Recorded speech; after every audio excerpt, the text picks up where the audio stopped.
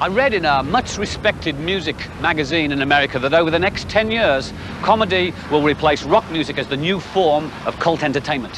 Hence this rather futile attempt to resemble Phil Collins.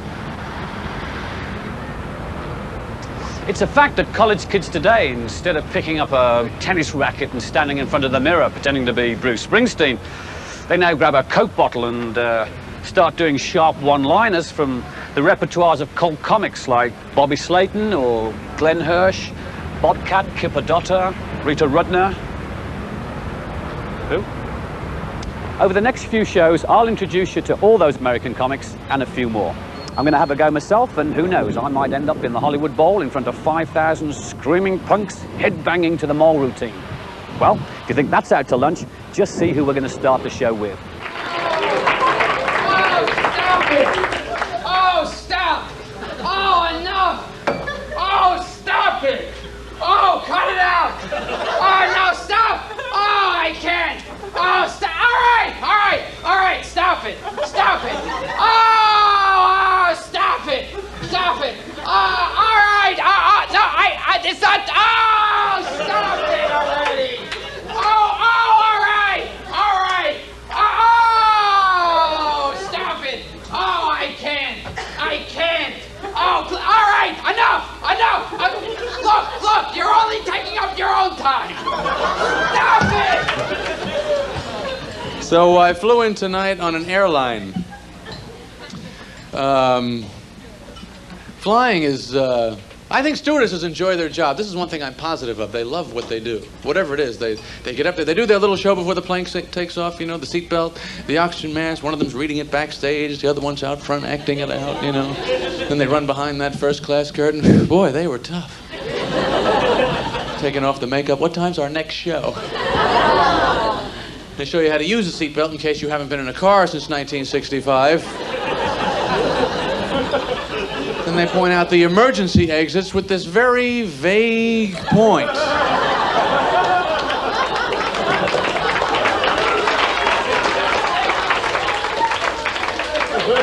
Just everybody run. That's the best thing to do. Just everyone. As far, as fast as you can. I don't know what's happening. I know that I'm getting out before you're getting out. I know that. You're dead, I'm gone. That's the way it works. It always cracks me. There's a part here where they always bring it, they always bring it down like this and then this little part. You know that part? That's the part that always cracks me up. She goes, be sure to exit that way. I love that little tail on the end of it. Right out there. Think you'll remember that when the plane is at a 90-degree angle and your hair is on fire? Running through the cabin. I think she said this way. Which was it? It was that way. It had to be this way.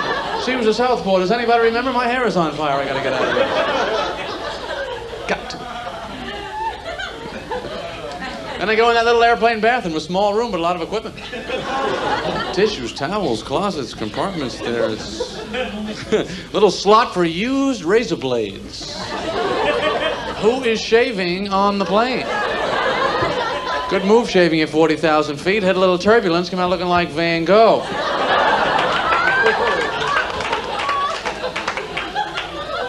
He was a painter. Oh, and my new favorite thing, the little sign, see the little sign? As a courtesy to the next passenger, please wipe off the counter with your towel. Well, let me earn my wings every day. Sorry, I forgot to bring my toilet bowl brush with me and really do the job right. When did this brotherhood of passengers get started? Here, do they lose your luggage? Take mine, I insist. We're all passengers ticket. Was that bathroom clean enough for you? I worked on that quite a bit. Couldn't find the babbo, I would have had that crapper gleaming, I'll tell you that.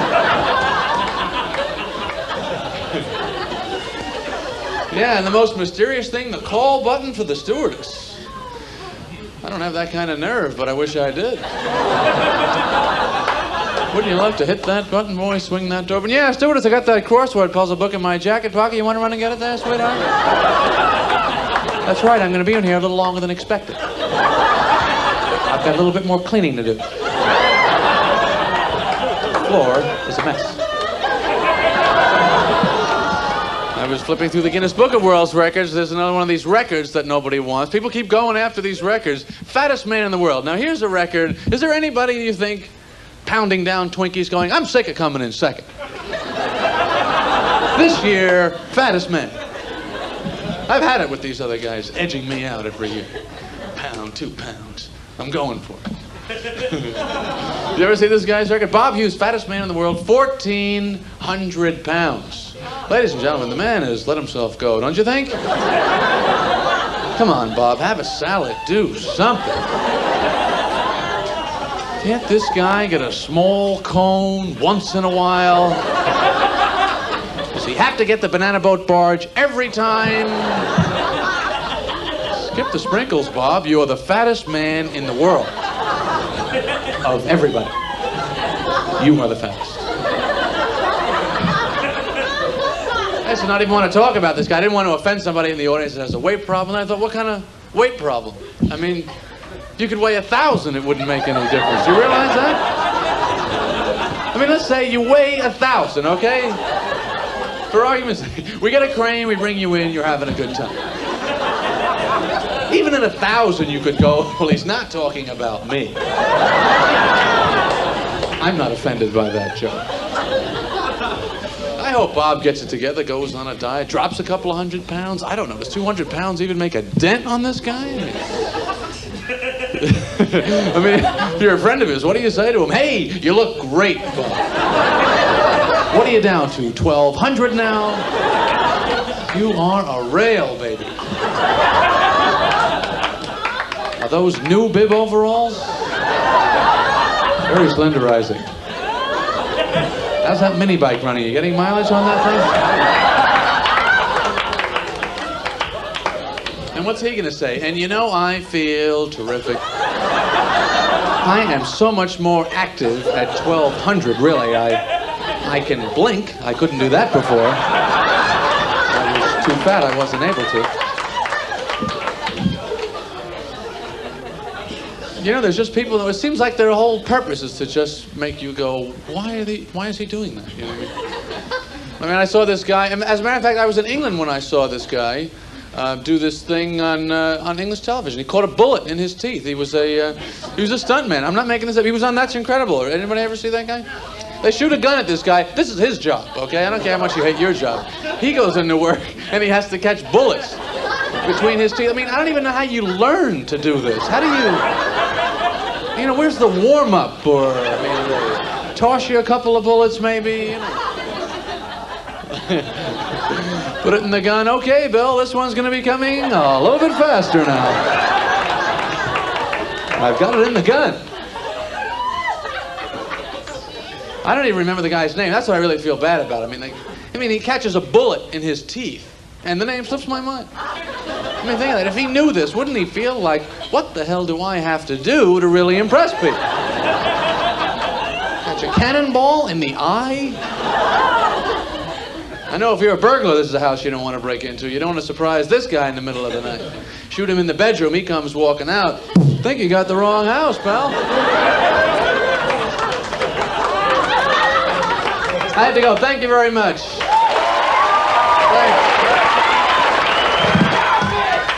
Stop it! Oh, yeah, all right, stop. Oh, all right, look, yeah, you're making it worse for yourself. Stop it! Oh, will you please stop? All right, look, I've got all day. I don't care. You want it? We're gonna have fun. I need to have fun. I didn't have such a good day today. I went to the one place I don't fit in. I was outside. Man, I'm a little bit tired. I've been bodybuilding all day.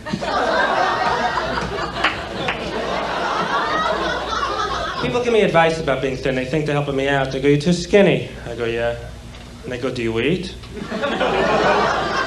Oh, I never thought of that before. In high school, I was 20 pounds skinnier than this. I used to get marked absent all the time. When I was a kid, I'd have a tooth extracted. My father said, forget a dentist, let's do it like on TV. So he tied a string around it really tight. cut into a car and drove towards me.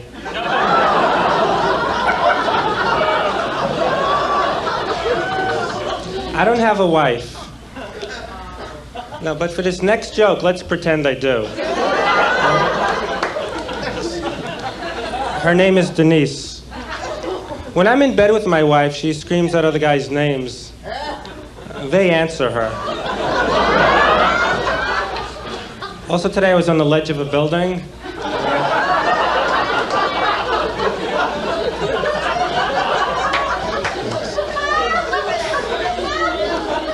20 stories up, below me a crowd of people formed. They started screaming, "Don't spit!"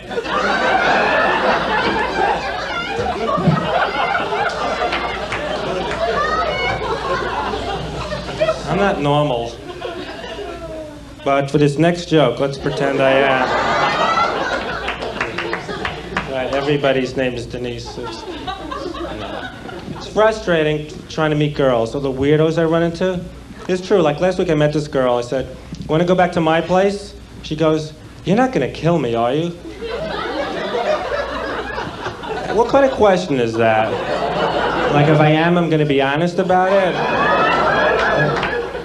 I can go, "Yeah, I don't know. I may kill you, I may not. But I am going to wound you at least."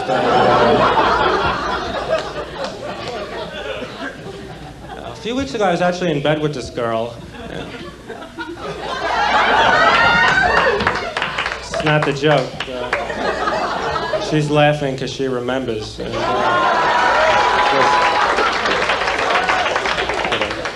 I was in bed with this girl. It wasn't fun. She goes, "No sex. We're just going to sleep. We'll be friends." What friends do that? I played basketball, my friend, the other day, and say, "What do you want to do now?" "Let's take a nap together." Imagine, where's your husband Bruno? "Oh, he's with the guys from the bowling team. They're having a slumber party." You're gonna laugh. It has happened. I have had sex. That could be ridiculous. Sometimes the girl, she thinks she's doing something really erotic, but what she's doing is the most annoying thing in the world. I don't want to say anything because she's trying. Like she's taking a finger and she's rotating it in my eye socket. She's going, "You like this? Is this good?" Going, "Yeah, could you blind me in the other eye too now?" I always wanted a dog. No, it's really, my mother treats me like a kid. She still screams out my name. I'll be upstairs or outside. It's embarrassing. She'll be going, "Freddie! Freddie! Freddie!" Phone call. I pick up the phone. For the first 10 minutes, my friend's imitating, or he's going, "Freddie!" My friends would call me up not to talk to me, but just to hear her do that. There's not a lot of warmth and affection between me and my mother. I asked her about it. I said to her, "Mrs. Stoller?"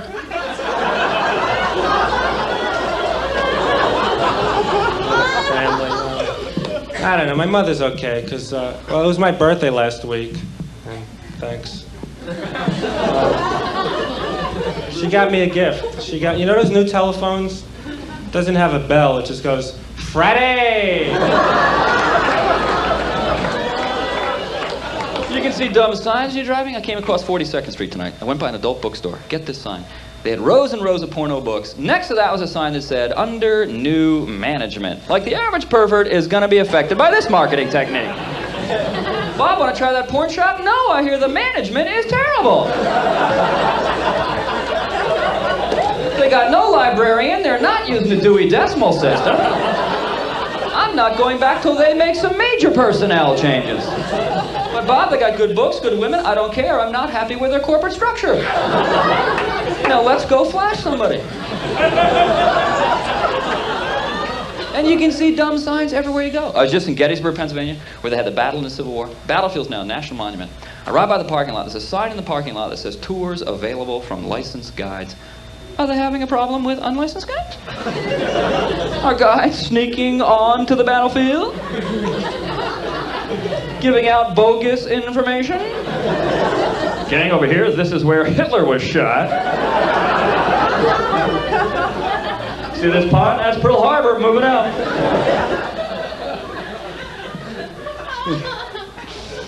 Got a new watch for Christmas. In fact, my watch is waterproof down to 300 feet, which is a feature I use pretty much daily. And if I was 300 feet underwater, I would not need a watch.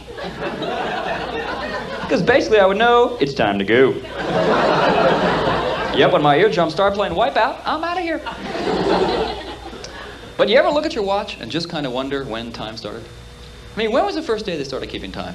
There had to be a first day, right? Because at one time there's no time at all. And it must have been frustrating to ask, do you have the time? And hear back, I don't even know what you're talking about. No such thing far as I know. So when was the first day? I mean, one afternoon did a caveman just go? It's Tuesday, about 6:30. Set your sundials and let's go! Then they got into BC, before Christ.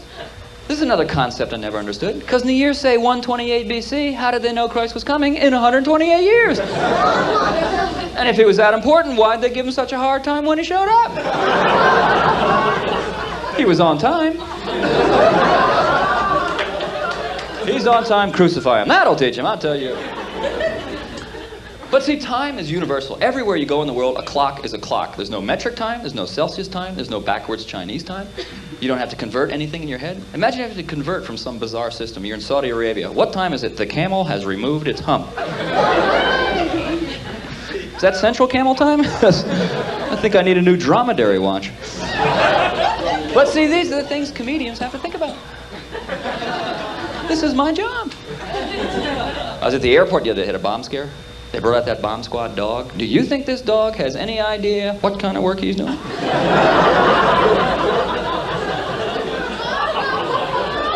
They probably have to trick him. Come on, Skipper, let's go look for some Alpo cans.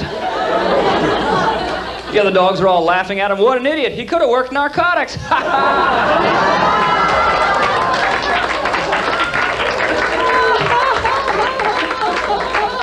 A couple years go by, his nerves are shot. Cats start making fun of him. Skipper, tick, tick, tick, tick.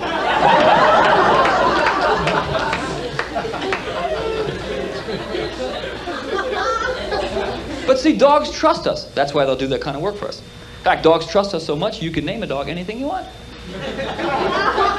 You could name a dog after the sound your TV makes when the test pattern comes on at night. Get him as a puppy, every time he comes around, you just go, "Ooh." Pretty soon, that's his name. See, that way, if he has a tendency to bark at night, you go to bed, leave the TV on, station signs off, signal comes on, "Ooh," and he's there all night going.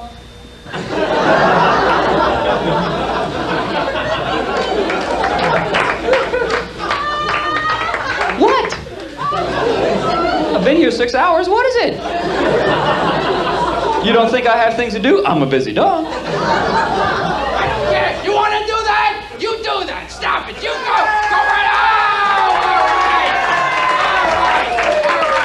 All right. You're behaving like, stop it. Stop it. The way, I mean, to have that kind of behavior, stop it. I don't like that kind of behavior. You know what it is? It's not good behavior. It's, you know, all right, that's it. You know who you're hurting? You're hurting yourself. You're hurting yourself. You're not hurting me. Don't think you're hurting me. You're hurting yourself. Now, I know a lot of you are probably thinking, well, so in other words, am I hurting you in some way? No, you are hurting yourself. So, I only travel for work, I don't travel for pleasure, because I daydream so much I'm not here half of the time anyway. It'd be a waste of money for me to go someplace. I would be someplace else.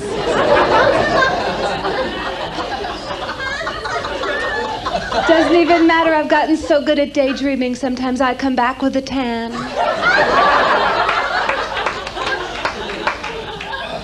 Also, I take the worst pictures in the world. I do. I sent away a roll of 24 exposures to be developed last time, and not one of them turned out. And a man actually came to my home and just took away my camera.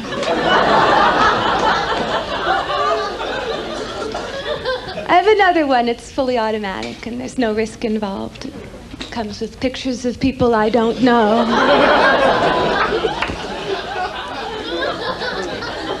And I love living in New York. I do. It's dangerous. I got my purse stolen again the other day. I was sitting there eating dinner. I had it underneath my feet. I got up, it was gone. I was eating at home.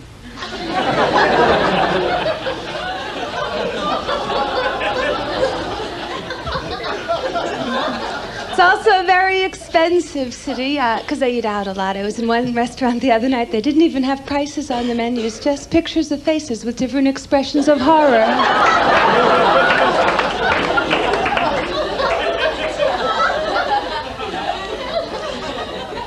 And I'm trying to be better with money. When I was first on my own, I didn't know anything about money. I used to sign my checks, Love, Rita.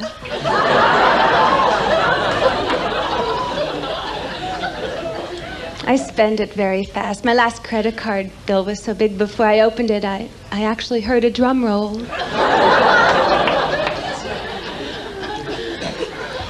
One thing I could never do is ask for money back if I've loaned it to a friend.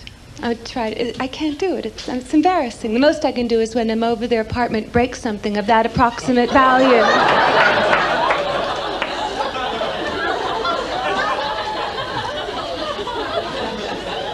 I don't understand it when I'm walking on the street and people ask me, do you have any spare change? Do you understand that question? Do you have any spare change? No? How can you tell? You haven't finished living your life yet.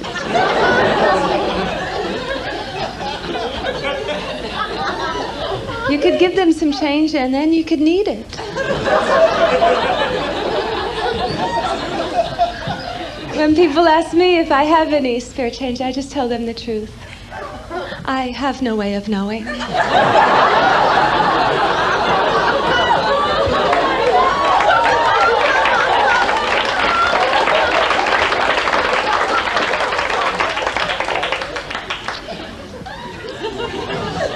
I am learning how to cook. That's my latest thing, because I don't like to cook. When men ask me that awful question, when are you going to make me dinner, I say, any time you like. What kind of cold cereal interests you? To me, an oven is a place to store sweaters.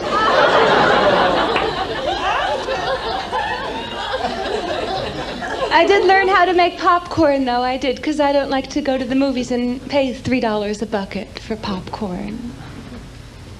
Popcorn costs 13 cents a silo.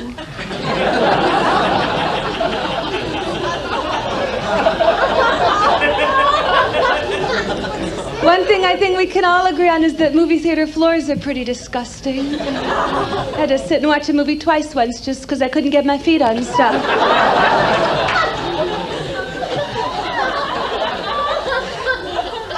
You can rent movies and watch them at home now, but it's gotten to the point where I can't enjoy a movie unless I have an annoying couple sitting behind me. Going, what's happening now? Who is she? They should have closed caption for the heart of understanding.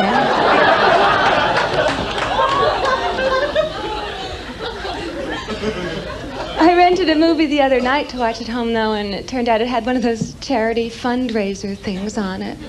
Yeah, no, a couple of minutes later, there was a knock on my door and an usher with a can. I said, I have no way of knowing. One time I love to spend money is after a bad relationship. I go and I buy a new outfit and I feel better. In fact, sometimes if I see a really great outfit, I'll break up with someone on purpose.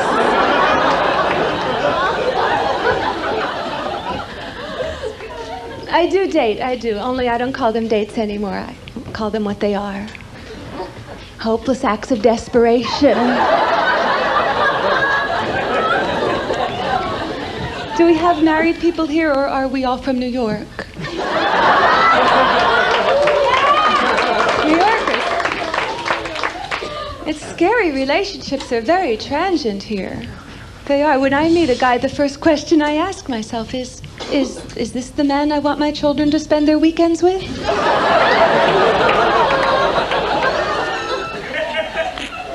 Most men in New York don't want to get involved. I dated my last boyfriend for about 2 years. Finally, I gave him an ultimatum. I said, listen, either you tell me your name or it's over.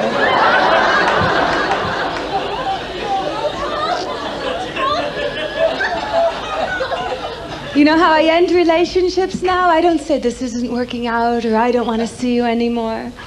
If I never want to see a man again, I just say, you know, I love you.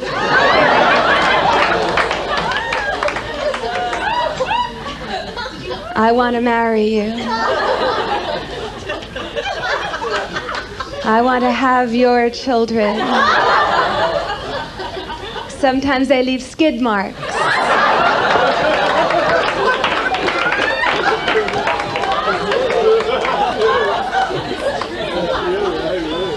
The worst thing about breaking up with someone's always when they want to stay your friend. Why do they always want to do that? Why can't they just get lost?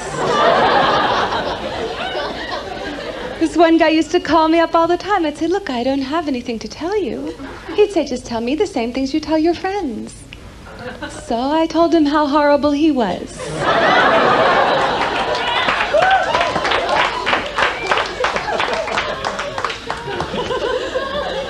I don't understand why men don't want to get involved, really, because when you think of it, men don't live well by themselves. They don't. They don't even live like people.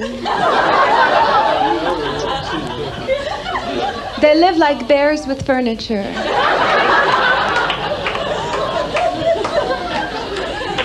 I know, I used to go over to my old boyfriend's cave. Had a nice dirt floor. Nothing on the walls. Well, except for some food. For some reason, the brakes to his car were in the sink.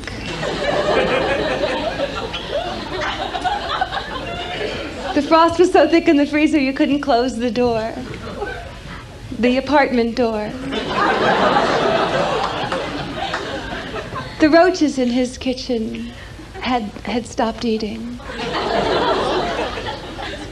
They were full.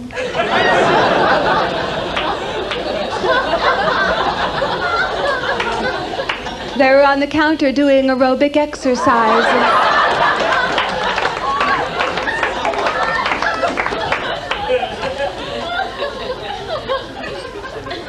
I can't describe the bathroom to you because it was just too disgusting.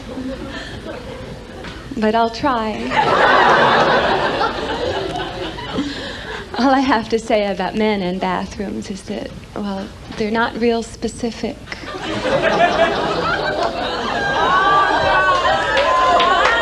Seems if they hit something, they're happy.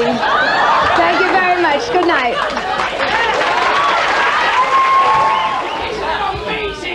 They walk on two legs, and they hold their foreheads. How incredible it all seems. How different, how incredible. I know what you're all saying. For God's sakes, tell us a joke!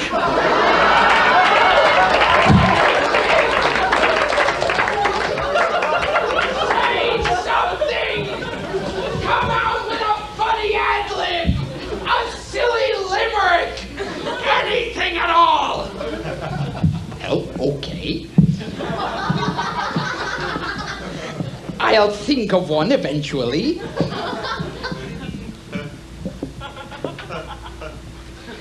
A scene from every 1940s murder mystery. Beats me.